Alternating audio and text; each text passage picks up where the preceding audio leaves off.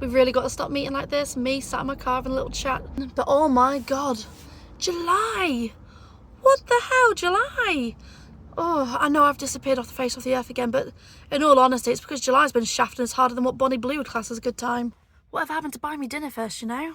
My God, I don't even know where to start. Like, clearly I kicked puppies or something for a sport in a previous life because bloody hell, karma's got me good.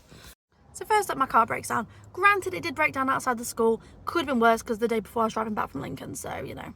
If I was going to do it, at least it did it in a convenient place, I suppose. And I have breakdown cover, so it wasn't the end of the world. So the breakdown recovery guy turns up and he goes, oh, what's the matter, love?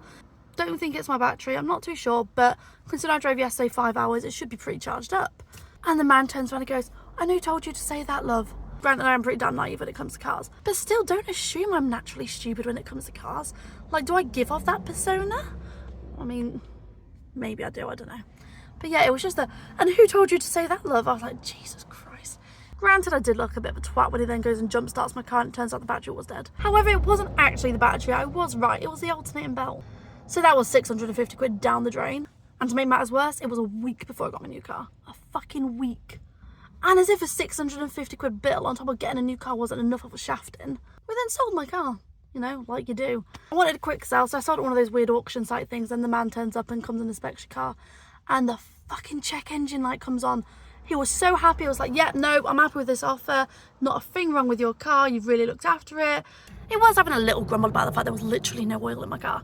But in fairness, it's due a service next month. Like, it needed an oil change anyway. I was just doing half the job for you. Plus, he drove up from Essex, so if he was going to grumble over 60 quid, he can bloody drive back.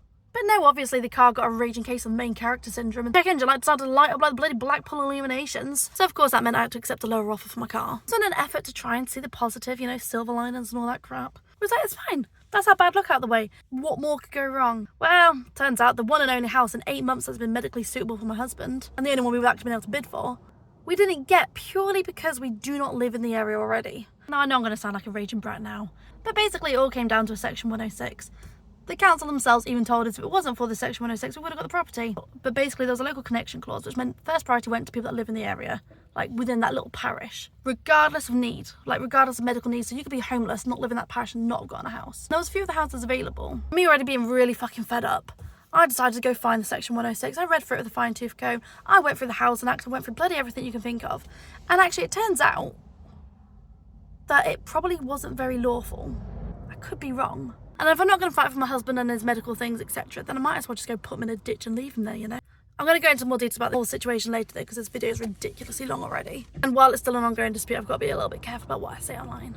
But as if all of this wasn't enough crap from July, on top of everything else I've been going through, which I don't all post about online, just because I don't feel the need to constantly whine about everything. My poor husband's body decided, you know what, that's not enough shit for you to deal with. Let's add some more stuff to the mix. So now that means more specialist appointments, etc. But so that was a lovely little shock for us both, you know, just to really ice that cake. So yeah, at this stage, I'm pretty much just bent over squatted ready for the next shafting, you know, but bloody hell. That's really fucking crude, but Jesus Christ. I'm so done. So that's my update on life anyway for the moment, but so if anyone else has been having a shit July and wants to make me feel a little bit better, let us know your horror stories in the comments below.